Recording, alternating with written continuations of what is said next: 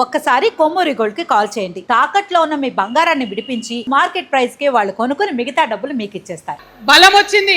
బతుకమ్మ పాట వచ్చిన తర్వాత ఇది మా సంస్కృతి, ఇది మా పండుగ, ఇగో గిది తెలంగాణ అని ఎత్తిన ప్రతి బతుకమ్మలో కూడా జై తెలంగాణ జెండా పెట్టి మా ఆడబిడ్డలందరూ కూడా బతుకమ్మ అంటే ఏందో ప్రపంచానికి పునఃపరిచయం చేసుకోవడం జరిగింది.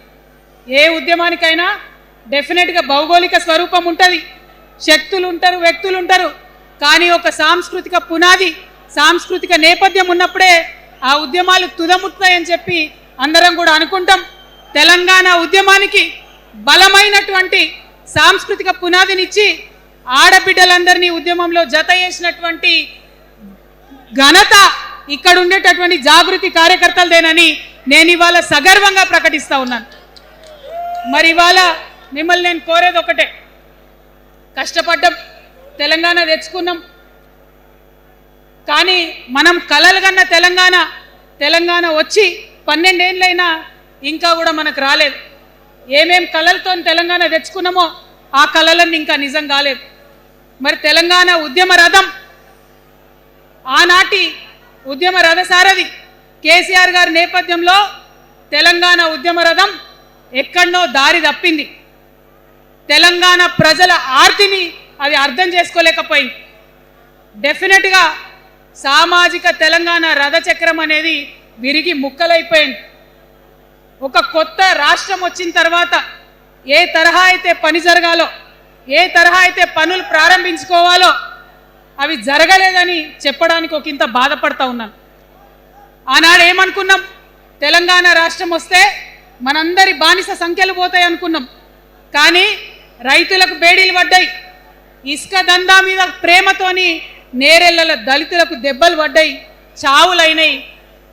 ఒకరిద్దరు కలిసి మాట్లాడుకోవాలంటే ఎవరి ఫోన్ ఎక్కడ మానిటర్ చేస్తుండ్రో అని భయం, వ్యక్తిగత స్వేచ్ఛ లేదు, దారుణమైనటువంటి నిఘా నీడలో తెలంగాణ అంతా కూడా బతికింది. ఇది వాస్తవం. మనం అనుకున్న కలల తెలంగాణ రాలేదన్నది ముమ్మాటికి వాస్తవం. మరి అటువంటి సందర్భంలో నేను ఇవాళ మీ అందరికి ఒక మాట చెప్పాలి. ఆనాడు పరిపాలించిన కుటుంబంలో నేను కూడా ఒక భాగం. ఆనాడు పరిపాలించిన కుటుంబంలో ఒక భాగమైనందుకు కొన్ని విషయాలకు నేను సిగ్గుపడతా ఉన్నాను. తెలంగాణ ప్రజల్ని క్షమించమని కూడా కోరుతా ఉన్నాను. కానీ తెలంగాణ సాధించినందుకు మాత్రం చాలా గర్వపడుతున్నాను. నా జన్మ ధన్యమైందని చెప్పి భావిస్తూ ఉన్నాను.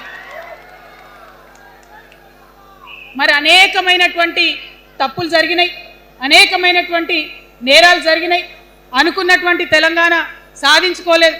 మరి ఆ తప్పులో ఎక్కడో ఒక దగ్గర నాకు భాగం ఉందని చెప్తున్నప్పుడు మరి కేవలం క్షమాపణ చెప్తే సరిపోతుందా? ఏ తెలంగాణ అయితే కావాలనుకున్నామో, ఏ సామాజిక న్యాయ తెలంగాణ అయితే రావాలని అనుకుంటున్నామో దానికోసం నడుం బిగించి కష్టపడి పని చేయాల్సిన అవసరం కూడా ఉంది. మరి ఇవాళ పని చేయడం కోసమే తెలంగాణ రాష్ట్ర సేన ఇవాళ తెలంగాణ ప్రజల ముందుకు వచ్చింది. రేపటి నుంచి మీరు చూస్తారు మా పని ఎట్లుంటుందో, మా పనితీరు ఎట్లుంటుందో. ఎందుకంటే ఏ పోరాటం చేయాలన్నా, ఏ ప్రజలకు మంచి చేయాలన్నా కేవలం కొట్లాడితే సరిపోదు, దానికి రాజకీయ అధికారం కూడా ఉండాలి. రాజకీయ అధికారం తోడైనప్పుడే ప్రజలకు చేయాలనుకున్న మంచి చేయగలుగుతాం. అందుకే ఇవాళ పార్టీ పెట్టేది. అదర్వైజ్ గత 11 నెలల నుంచి తెలంగాణ జాగృతి చేస్తున్న పోరాటాలు మీరు చూస్తున్నారు. ఎన్ని పోరాటాలు తీసుకున్నాం, ఎన్ని రకాలుగా సక్సెస్ సాధించడం మీరు చూసిండ్రు. కానీ ఉట్టి పోరాటాలు సరిపోవు, ఖచ్చితంగా రాజకీయ అధికారం ఉండాలి. దానికోసమే ఇవాళ తెలంగాణ రాష్ట్ర సేన మీ ముందుకు వచ్చిందని చెప్పి నేను సగర్వంగా ప్రకటిస్తూ ఉన్నాను. మరి ఈ పొలిటికల్ పార్టీ ఏదైతే తెలంగాణ ప్రజల కోసం వచ్చిందో అది టెక్నికల్గా అధికారం తెచ్చుకోవడానికి, ఎన్నికల్లో పాల్గొనడానికి డెఫినెట్గా బాగుంటుంది, కానీ దానికి ఒక ఆత్మ ఉండాలి.